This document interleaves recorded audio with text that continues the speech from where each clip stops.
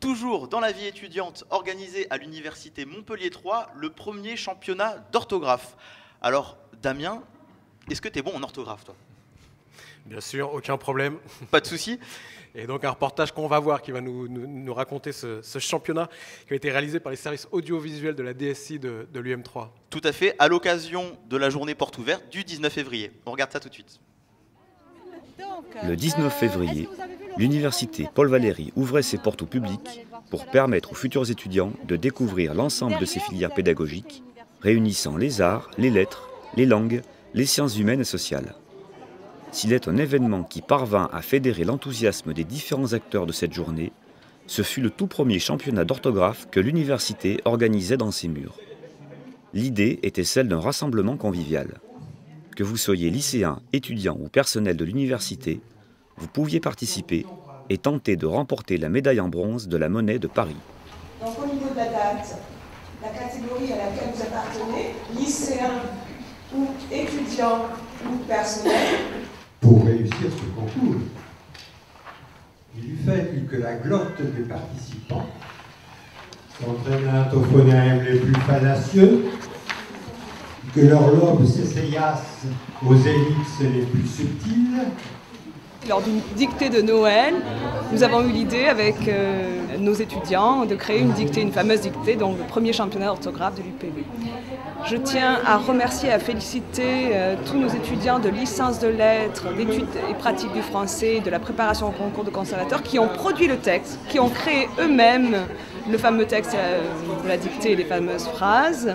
Ce sont eux qui vont corriger les copies. Madame Tar, qui est donc à l'initiative du projet, et elle nous a demandé de composer la dictée. Donc effectivement, l'intégralité de la dictée a été rédigée par 3 classes différentes de l'université. On a l'impression d'être des enseignants. C'est intéressant de voir les fautes en fait que font, surtout là on corrige pour le personnel, donc c'est intéressant de voir les fautes que peuvent faire les professeurs. Quand on a élaboré la dictée, on a été un petit peu sévère, donc je pense qu'on va être intransigeant. Voilà. Il faudrait commencer à travailler pour dire ça. Oui. Bon alors, ça va pas du tout non plus. Ça me fait direct la page. Ne se perdissent pas entre-temps dans quelques... 27 fautes et je ne suis même pas allé jusqu'à la fin. quelles sont les meilleures copies? Une erreur? 3, 4 et 8. Parmi les concepteurs du projet, les étudiants de la licence de lettres, études et pratiques du français se préparent tout spécialement au concours d'orthophonistes. Leur parcours s'articule notamment autour de l'étude de la grammaire et de l'expression écrite, l'expression orale, le vocabulaire et l'orthographe. Un arsenal pédagogique leur ayant permis de concevoir une dictée riche en surprises à la hauteur d'un championnat. Et un axolote, non, c'est ça. Et un axolote,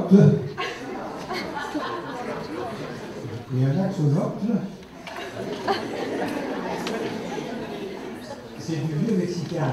C'était une épreuve, parce que la dictée était longue d'une part, et d'autre part, elle était truffée non seulement de pièges orthographiques, mais de pièges orthophoniques, si je puis dire. Axolote m'a posé le problème. Enfin bon, j'ai essayé de m'en tirer au mieux. Il faut s'interroger sur le fonctionnement de la langue. Autour de l'orichalien... Efficacité et réactivité furent sans aucun doute les maîtres mots pour le jury correcteur, qui a procédé le jour même à la remise des prix pour les 9 lauréats des 3 catégories de participants.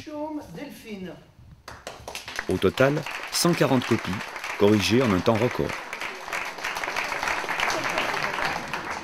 Étudiants, premier prix, Jocelyne Dejoux.